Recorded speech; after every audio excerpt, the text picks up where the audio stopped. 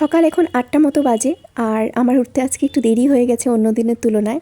জানো তো আমি কোনো সুপার ওম্যান না, কিন্তু মাঝে মাঝে আমার নিজেকে দেখে সুপার ওম্যানই মনে হয়। আসলে আমরা প্রত্যেকটা হাউসওয়াইফের মধ্যেই মনে হয় একজন করে সুপার ওম্যান আছে, তাই তো আমরা সকল কাজগুলোই এত সুন্দর করে গুছিয়ে করতে পারি। আমার আজকের এই ভিডিওটাতে আমি শেয়ার করব আমার সকাল থেকে দুপুর পর্যন্ত সব কাজগুলো, কিভাবে আমি আমার সংসারটা সামলাই। তো দেখলেই সকালবেলা উঠেই মেয়েকে খাইয়ে ঘর ঝাড়ু দিয়ে সবকিছু করে মেয়েকে নিয়ে স্কুলে দিয়ে এসেছি। এখনও স্কুলে থাকতে থাকতে আমি ম্যাক্সিমাম কাজগুলো গুছানোর চেষ্টা করব। ঘরে এসে আগে সবজি কেটে রেডি করে নিয়েছি, তারপর বাসনপত্র মেজে রান্নাঘর পরিষ্কার করে স্নান করে সোজা ঠাকুর ঘরে। আজকে বৃহস্পতিবার ছিল, তোমরা তো জানোই, আর বৃহস্পতিবারে লক্ষ্মী মায়ের ঘট বসা। আমার গোপাল সোনাকেও ঘুম থেকে উঠিয়ে নিয়েছি। ঘট বসানোর জন্য যা যাবতীয় দরকার সবকিছু ছাদেই আছে, নিয়ে এসে সুন্দর করে ঘট বসিয়ে একদম পাঁচালি পরে লক্ষ্মী পুজো সম্পন্ন করে ফেলাম।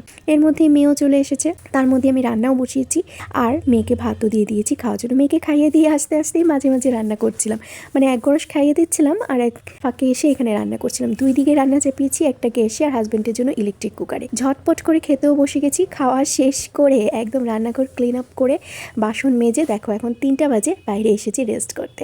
আজকে দিনটাও সামলে ফেলেছি। কেউ হাততালি দেয় না, কেউ সার্টিফিকেটও দেয় না, তবু এই ছোট ছোট কাজেই আমার পুরো সংসারটা দাঁড়িয়ে থাকে। আমার মনে হয় আমরা কোনো সুপার ওম্যান নই, আমরা হচ্ছে হোম মেকার, আর এটাই আমার প্রতিদিনের গল্প।